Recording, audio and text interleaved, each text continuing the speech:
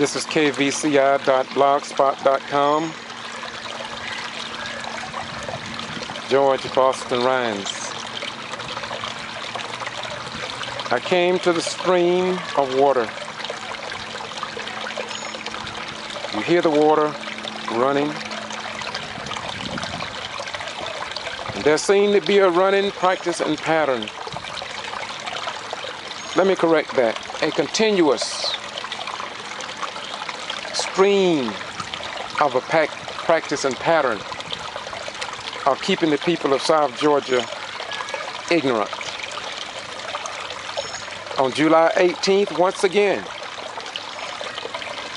there was a meeting held in the county of Brooks, the city of Quitman, on behalf of the Quitman 10. Members of the NAACP, SCLC, presidents from surrounding counties, all converged on the little town of Quitman. The president of the local Southern Christian Leadership Conference, Reverend Floyd Rose, was in attendance. Former presidents of the Brooks County NAACP, former presidents of the Lowndes County and Valdosta chapter of the NAACP, local ministers, business owners, reverends, pastors, ministers, children, and educators, all assembled in one place, under one roof, at Graham Chapel, in support of the Quitman 10 and to create and install officers of the Brooks County Quitman NAACP chapter. The district coordinator from Waycross was in attendance, as well as President Edward Dubose, the president of the state of Georgia, and a member of the National Association for the Advancement of Colored People Board of Directors, where he serves. We had children performing at this event. We had one young man to come in chains as if though he was in prison.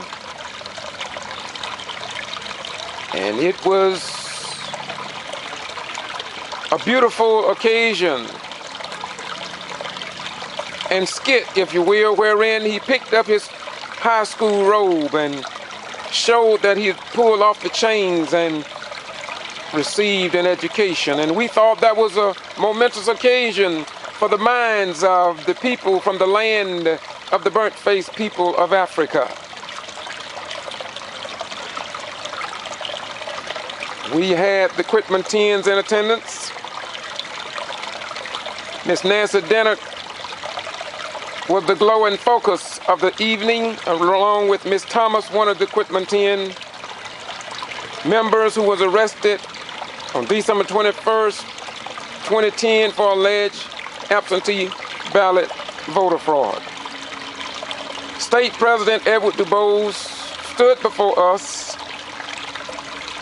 and he talked about where he hoped to go. He has aligned himself up with Senator Robert Brown, historical civil rights veteran Tyrone Brooks, David Lucas, been in the General Assembly for over 27 years, Brother Ford. All these are elected officials. Miss Helen, Miss Ruffins, who represents Reverend David Lowry's People's Agenda. Also, Gabio, and many other civil rights leaders are working together and have been made aware of the dilemma that's facing Quitman, Brooks County, and the Quitman 10 concerning the Voting Rights Act and our right to vote. President Du Bois spoke of the one man that stood among the many females with courage. He spoke about what we must do in the upcoming election. He spoke about the courageous citizens in Brooks County doing what no one else has done. And he talked about the possibility of others picking up the torch and following in the footsteps of the Quitman 10 in registering people to vote and making the right choices during the electoral processes in the state of Georgia and perhaps around this nation. At 6:05, I, George Boston Rhymes from KVCI, was on the scene. At 6:05, there were 65 adults in the audience and 16 children. At 6:25, there was 106 people, including men, women, and children, all gathered in Brooks County, the home of the Week of Terror that has been recorded in Georgia, America, and world history, wherein 500 Negroes left South Georgia in 1 week after the white mob began to terrorize black folk here in the land of the free and the home of the brave. It was a historical event on July 18, 2011, for the state president of the NAACP was reestablishing a local NAACP. But I reminded the hosts and citizens in Brooks County that the Quitman 10 made the connection back with May of 1918, when a white landowner was supposedly murdered. He was a white guy who took, or rather bailed blacks out of jail, and they would work their fine off on his plantation. But there was one man, Hayes Turner, although it is written that he would work blacks on his farm long after they had paid their fine. To make a long story short, you can find more out about that story if you Google may return on my blog.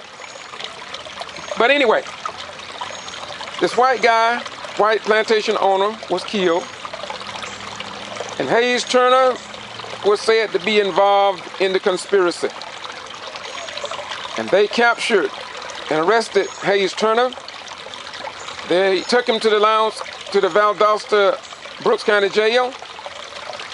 The sheriff at that time, along with the clerk of the court, feared for Hayes Turner's life, and history records that he was trying to get him to Moultrie for his own safety. But he was overran by a group of mob members in Marvin, Georgia, near the old campground. There they lynched Hayes Turner and many other things that was too tragic to mention here. His wife, who was around 18 or 19 years of age, when she got wind of what had happened, she said that she wanted the people who took his life to be prosecuted to the fullest extent of the law. And of course, they captured her on the old Fortson Bridge going into Hayhira, and there they lynched her, left her hanging over the tree, over a road from a tree for the entire weekend, I understand, until the chain gang came along and cut her down. And I'm told they placed a whiskey bottle on her grave. It was so much terror down here until Governor Dorsey of the state of Georgia called and told the people down in this area that if they didn't stop the violence, he was going to call in the president to get federal troops in here. And so I will end on that note. But it seems to me, when the state president came in, he connected back with May 18 when Walter White, an investigator for the NAACP from the Crisis magazine, broke the story about the Week of Terror, and it is in the New York Times and many newspapers across the nation. Don't nobody want to talk about that much now. You know, the other night is like the other rally we had at Walker Street Auditorum with nearly 200 concerned black and white right people in attendance.